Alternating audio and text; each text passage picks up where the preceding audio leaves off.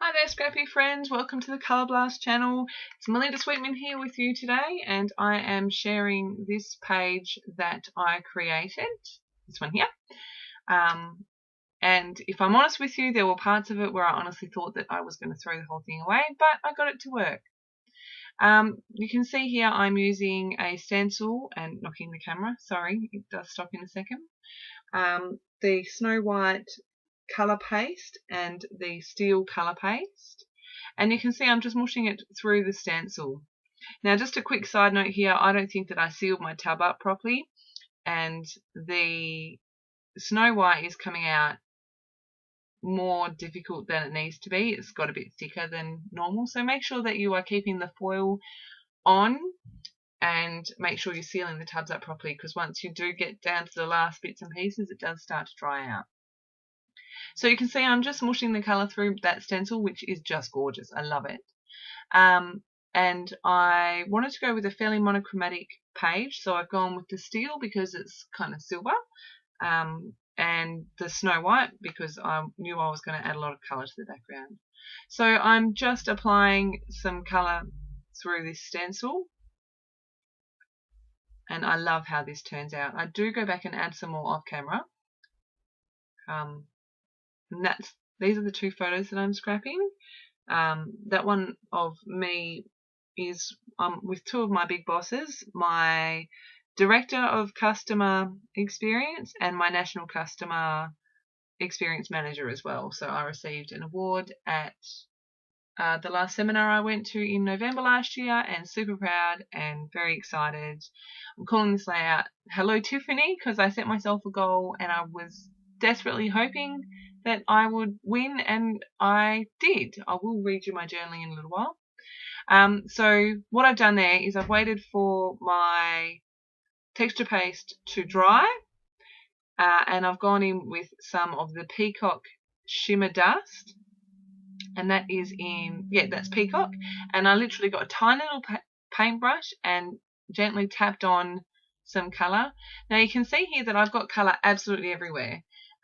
What's happened is I've applied some water to that colour, and I mean, it's amazing watching this happen because there was you couldn't see any colour.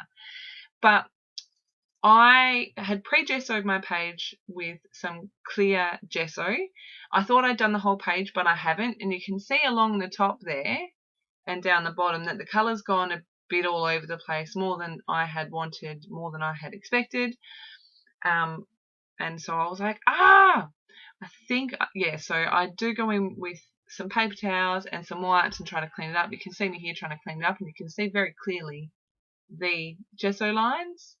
And I was like, oh my goodness, I've destroyed this and I'm not happy with it. What am I going to do? Maybe I'll put it aside and come back to it, make cards or something out of it. What I actually ended up doing was I went, you know what, I'm going to cut it down and see if I can make it work. So I'm going in here with a paintbrush and some more of the shimmer dust. Some of the parts where the colour had ended were really straight lines from where I'd rubbed with the baby white, and so I wasn't happy with it. I wanted more of a watercolory look, so I've just gone in with a paintbrush and I'm just randomly applying some colour and tipping the page and letting the colour spread. So I'll do that for a little while. And I also add in some more colour so that I can get some splatters with the same colour. And yeah, I am super happy with how this page turns out in the end.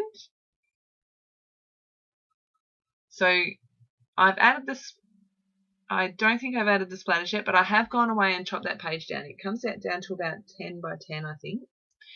I'm adding some splatters, just making sure that I'm happy with the placement of my photos, adding some splatters before I add the photos on, because you know what's going to happen if you do it the other way. Now, I did muck around for a while trying to decide which paper I was going to back it on, and then I mucked around for a while with titles. I knew, like I said, that the title was going to be Hello Tiffany, and I found these alphas, which are gorgeous, but I just felt that they kind of got a bit lost.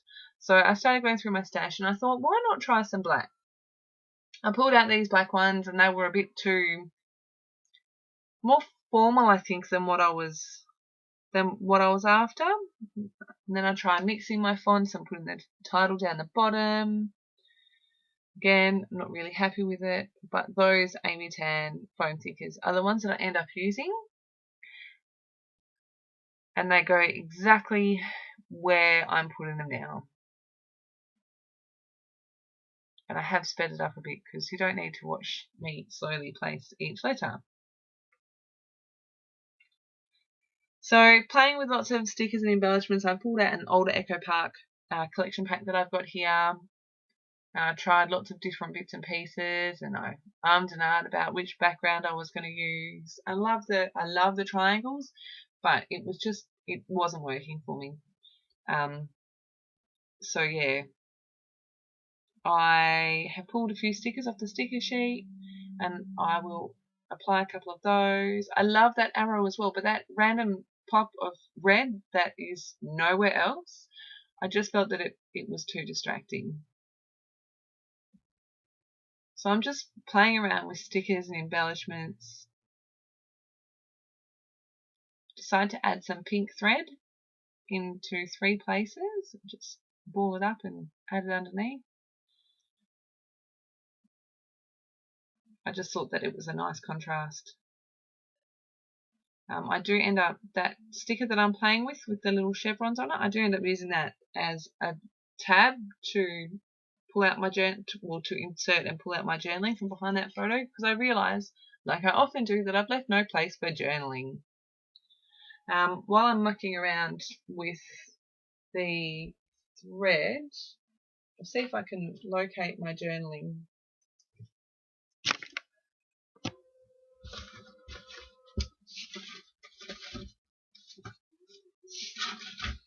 I'm not sure where I've put it. So then I decided to add in some flares.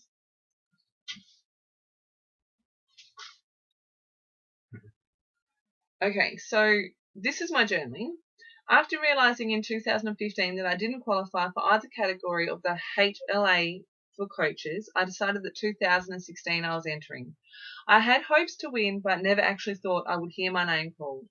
When Belinda did call my name, it didn't even register until I saw my 2 photos up on the screen. I had a very heartfelt, and in brackets I've put AKA teary, conversation with Belinda when I accepted my award, but I have come so far and have grown so much on this journey that getting the recognition meant so much to me. I've dated down the bottom January 2017 because that's when I've done the journaling, and then on the top of that tab I ended up stamping the date.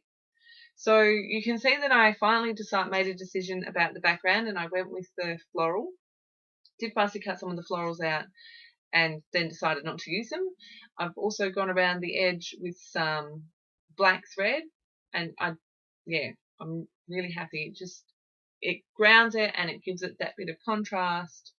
I think I've also added in some black splatters as well, the road base colour spray and the steel shimmer spray.